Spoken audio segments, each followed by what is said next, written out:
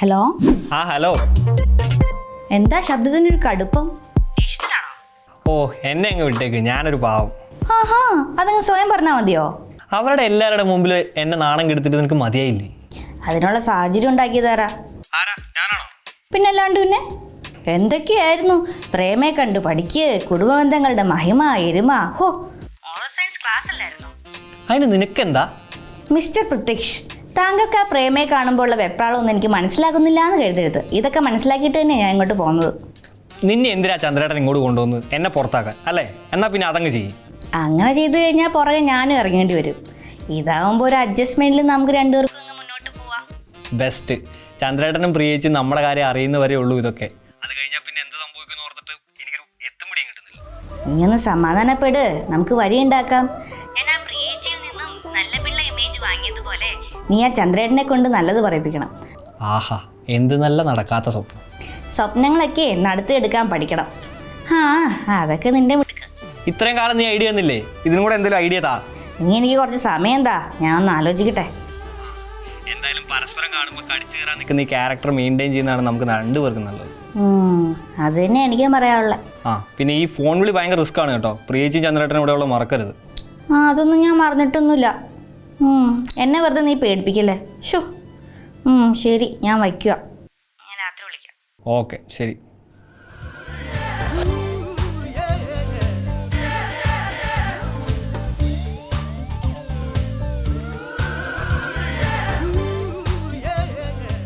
ചന്ദ്രേട്ടാ, എന്താ സുഖാണല്ലോ അല്ലേ?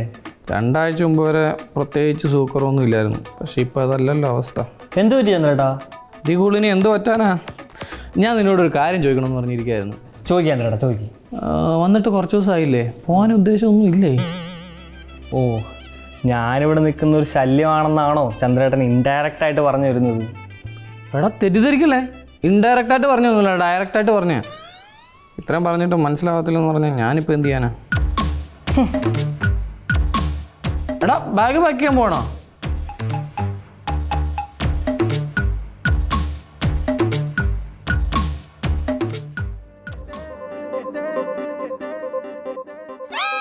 എന്താടാ നിനക്ക് വല്ല ഒച്ചനൊക്കെ ആയിട്ട് പിന്നിൽ വന്നൂടെ?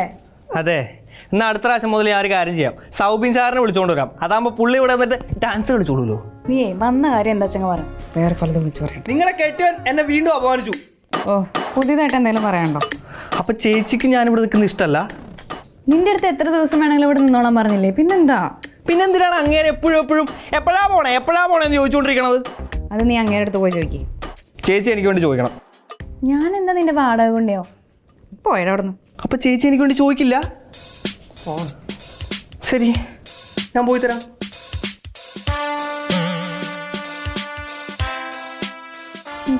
ഏത് സമയത്താണോ ദൈവമേ ഈ കുരിശിനൊക്കെ വിളിച്ച് കയറ്റാൻ തോന്നിയത്?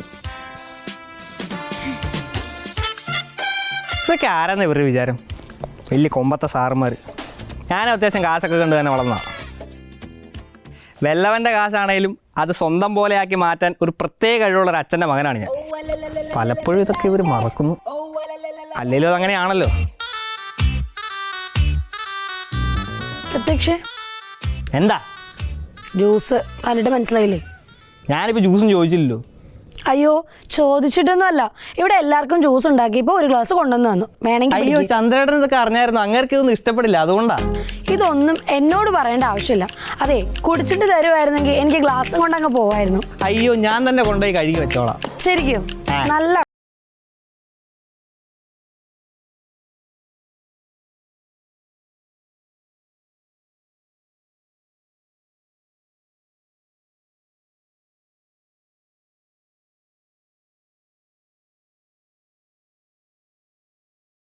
നീയും നിന്റെ ചേട്ടനും കണക്കാ, എല്ലാവരോടും പുച്ഛം മാത്രം. അതെ, കയ്യിലിരിപ്പ് നന്നായാലേ ആരും പുച്ഛിക്കില്ല. ഓ, എൻ്റെ കയ്യിൽ ഇപ്പം ഇത്തിരി മോശമാണ്. എന്നാൽ സഹിക്കാൻ പറ്റുന്നവർ സഹിച്ചാൽ മതി. കുടിക്ക്.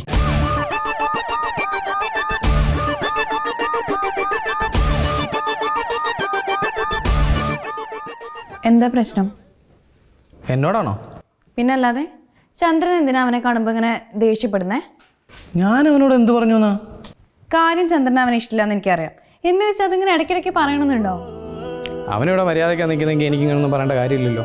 അവൻ ഇവിടെ മര്യാദയ്ക്ക് തന്നെ നിൽക്കുന്നത്. ചന്ദ്രനെ അവനെ ചൊറിയാതിരുന്നാൽ മാത്രം മതി. ഓ ആ പ്രേമ പറ, പ്രത്യക്ഷനെ കൊണ്ട് പ്രേമയ്ക്ക് ശല്യം ഉണ്ടോ ഇല്ലയോ? അതിപ്പോ ഞാനിങ്ങനെ ഇവിടെ പറയുന്നത് ശരിയാവുന്ന തോന്നുന്നു. പ്രേമ ധൈര്യമായിട്ട് പറഞ്ഞു. ഞാൻ ഒരുപാട് പേരുള്ള ജോലിക്ക് നിന്നിട്ടുണ്ട്, ഒരുപാട് പേരെ പരിചയപ്പെട്ടിട്ടുണ്ട്. പലരുടെ അടുത്തുനിന്നും ചില മോശം അനുഭവങ്ങളും എനിക്ക് ഉണ്ടായിട്ടുണ്ട്. പക്ഷെ അവരെയൊക്കെ വെച്ച് നോക്കുമ്പോൾ പ്രത്യക്ഷ ഒരിക്കലും ഒരു ശല്യക്കാരനാണെന്ന് എനിക്ക് പറയാൻ പറ്റില്ല. കേട്ടോ ഇനിയെങ്കിലും അവനെ പറയണ നിർത്ത്. ഒരു ദിവസമെങ്കിലും നിങ്ങൾ അവനെ അംഗീകരിക്കും. നോക്കിക്കോ. നോക്കിയിരുന്നു, ഇപ്പൊ വരും. വരും വരും വരും. കാരണം അവൻ മിടുക്കനാണ് മിടുക്കനാണ് മിടുക്കനാണ്.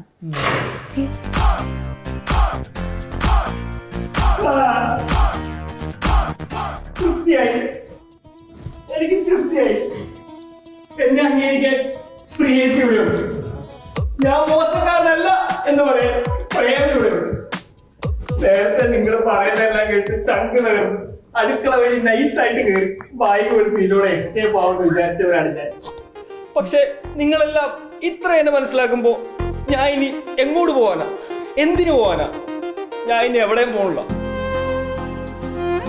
ഒരിക്കൽ ചന്ദ്രേട്ടനെ കൊണ്ട് ഞാൻ നല്ലവരാന്ന് പറയിപ്പിക്കും. നോക്കിക്കോ. നീ പറയിപ്പിക്കും എന്നെ കൊണ്ട്.